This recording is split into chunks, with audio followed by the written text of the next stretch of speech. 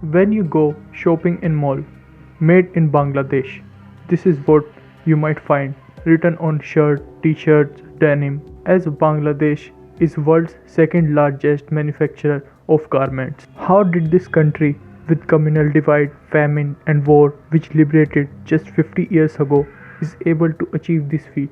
Let's find out. Now, Bangladesh's garment industry is trying to recover.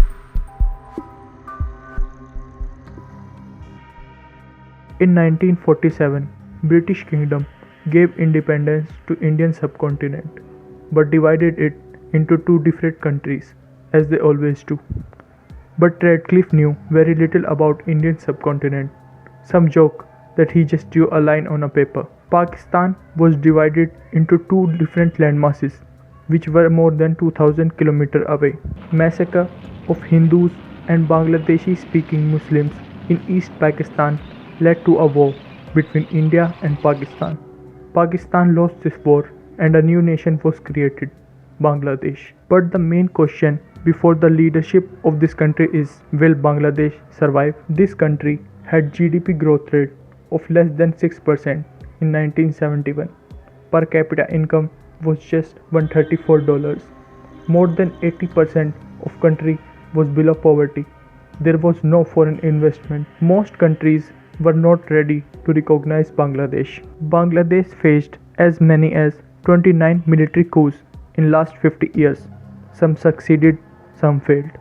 Despite all this, today Bangladesh is a rising economy with a per capita income of $2,500. All this is due to textile and cloth industries of Bangladesh. In 2022, Bangladesh became world's second largest garment exporter after China. But how did they do it? After independence in 1972, Bangladesh government enacted the Bangladesh Industrial Enterprise Order, taking over privately owned textile factories and creating a state-owned enterprise called Bangladesh Textile Mills Corporation or BTMC. The plan was to outperform pre-1971 output and generate employment, but they failed and lost a lot of money because post-independence war a devastating famine occurred in 1974 in which a million people died. Government shifted its priorities to this issue, but in 1982 a new industrial policy was formed and a large number of jute and textile mills were returned to their original owner. This industrial policy proved to be a success.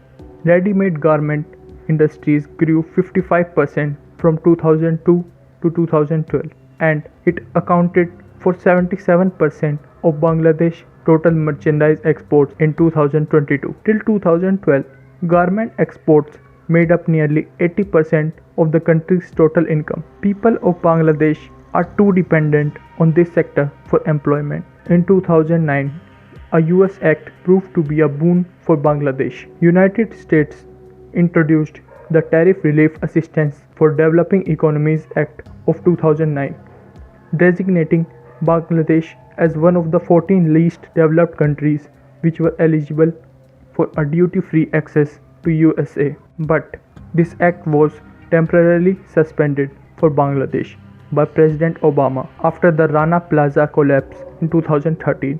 Bangladesh apparel manufacturing factories are so efficient and they are able to beat other developing economies because working conditions in factories is very bad. People are forced to work on very low wages and they often work overtime without any extra pay. It is because Bangladesh have very poor labor laws. Bangladesh is number 1 in the world in the number of people which die due to fire in factories.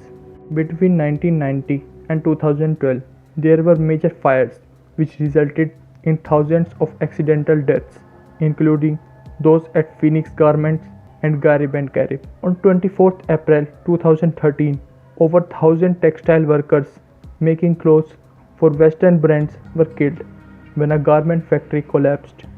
The building owner, Sohail Rana, built an additional 2 floors beyond his approved permit for a 6-floor building. Later, it was found out that the building was illegally constructed on a pond filled with sand. Highly cheap bricks and cement were used in the walls.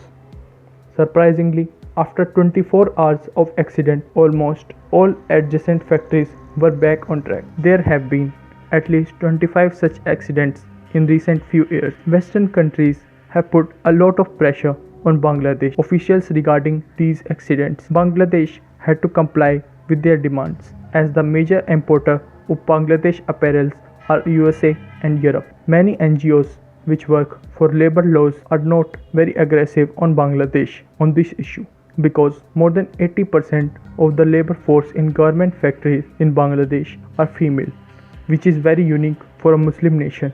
The RMG exporters were severely hit by the COVID-19 lockdown, but it seems they are bouncing back as they seek to adapt and innovate. Just like COVID-19, there is another speed bump in our lives called Ukraine war, which has made oil extremely expensive. If you want to find out how Canada can help Europe solve this issue, click on the video in the description.